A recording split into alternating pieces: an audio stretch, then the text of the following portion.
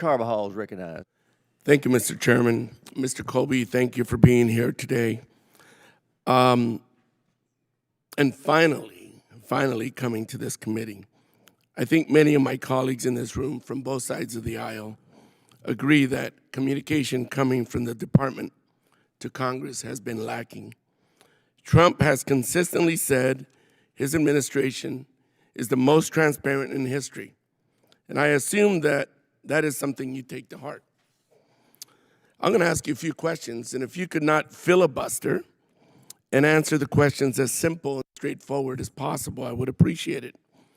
How much does the department spend per boat strike in the Pacific and the Caribbean?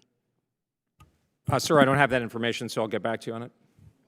How many pounds of fentanyl have been destroyed in these strikes?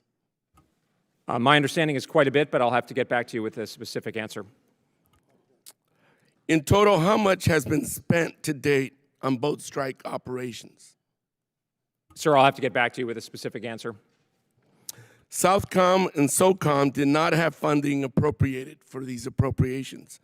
What accounts were used for these operations?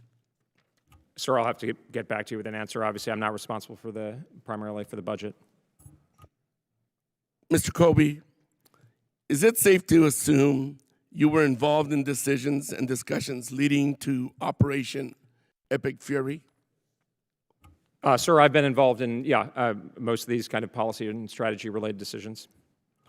The president recently said he has a very beautiful plan for what comes next in Iran. For the sake of transparency and for us on this committee and the American people, could you please share what Trump's so-called beautiful plan is? Well, sir, as I said earlier, my work is mostly in the Pentagon, so I, rely on, our secretary and the chairman who are over in the White House. I wouldn't add or say anything to presume to interpret the president's words, but we're paying a lot of attention to making sure, as he has instructed, that we have a good outcome and a sustainable, intelligent one that serves Americans' interests in a lasting way. Mr. Colby, we're not getting some answers from you. We're getting a lot of rhetoric and oftentimes no answers to our questions, no information. In the National Defense Strategy, our allies are criticized for, and I quote, investing in domestic programs. To a majority of the world, investing in domestic programs is also known as governing and taking care of your citizens. And I get this criticism was made in the context of allies not investing enough in defense. But even when a country is doing everything right, they seem to be punished by this administration. Take the Baltic nations, NATO's eastern flank, for example. They have consistently led defense spending by GDP in Europe, each topping 3%.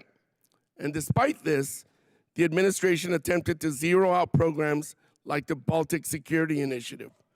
What else should a NATO ally be doing, in your opinion, if their commitment to defense spending isn't enough to have this administration's support? Then what is?